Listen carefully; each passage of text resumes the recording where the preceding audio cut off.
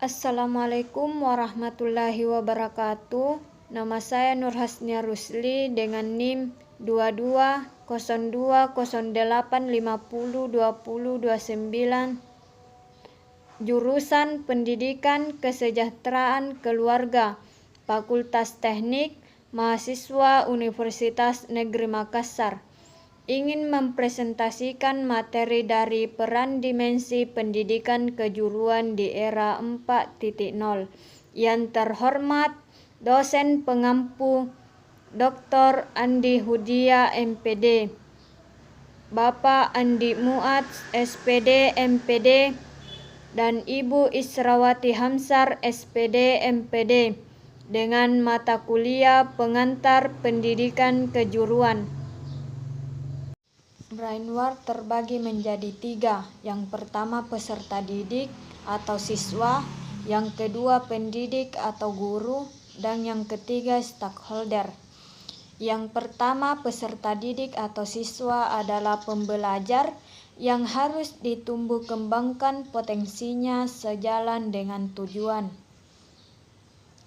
Pembelajaran. Ada beberapa hal yang perlu mendapat perhatian sebagaimana dinyatakan Sambauk dan Magliaro 2006-51.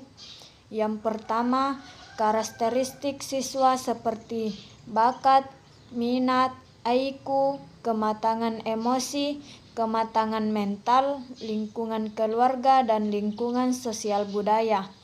Yang kedua, learning preferences merujuk pada pola karakteristik seseorang, yaitu kekuatan, kelemahan, dan preferensi dalam pengolahan dan gangguan informasi. Yang ketiga, gaya kognitif biasanya digambarkan sebagai dimensi kepribadian yang stabil yang mempengaruhi sikap, nilai, dan interaksi sosial. Yang keempat, special need menunjuk pada siswa dengan kebutuhan khusus seperti anak yang sangat cerdas, gangguan emosi, gangguan perkembangan, sehingga memerlukan perlakuan yang berbeda dengan siswa lainnya. Yang kedua, pendidik atau guru sebagai tenaga kependidikan. Profesional guru harus mencermin perilaku profesional. Ketika guru memiliki perilaku profesional, siswa juga akan merasakan dampaknya. Siswa akan menguasai dengan baik keterampilan dasar basic skill dan kemampuan kognitif dan kemampuan bukan kognitif seperti kemampuan pengembangan diri. Ketiga, stakeholder. Stakeholder adalah pemangku kepentingan yang terkait dengan pelayanan pendidikan dan pelatihan. Stakeholder dapat dikelompokkan menjadi 2. Yang pertama, stakeholder internal meliputi siswa, guru, kepala sekolah, staf tata usaha sekolah. Yang kedua, stakeholder eksternal meliputi pemerintah dan masyarakat. Software terbagi menjadi 3. Yang pertama kurikulum, yang kedua program, dan yang ketiga manajemen.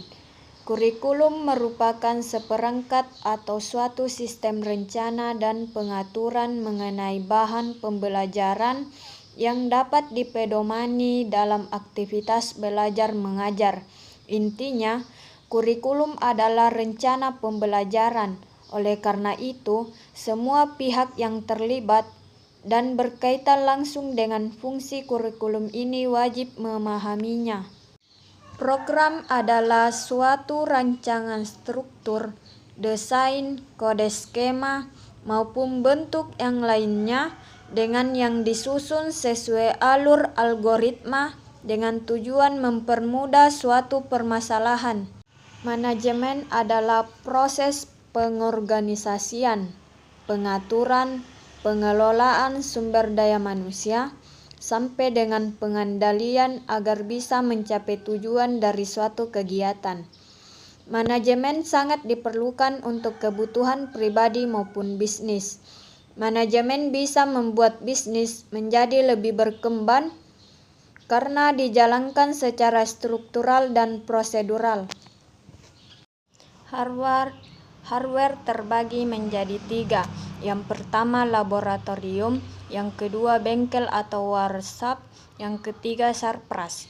Laboratorium diartikan sebagai suatu tempat untuk mengadakan percobaan, penyelidikan, dan sebagainya yang berhubungan dengan ilmu fisika, kimia, dan biologi atau bidang ilmu lain. Yang kedua, bengkel atau workshop adalah sebuah bangunan yang menyediakan ruang dan peralatan untuk melakukan konstruksi atau manufaktur dan memperbaiki benda.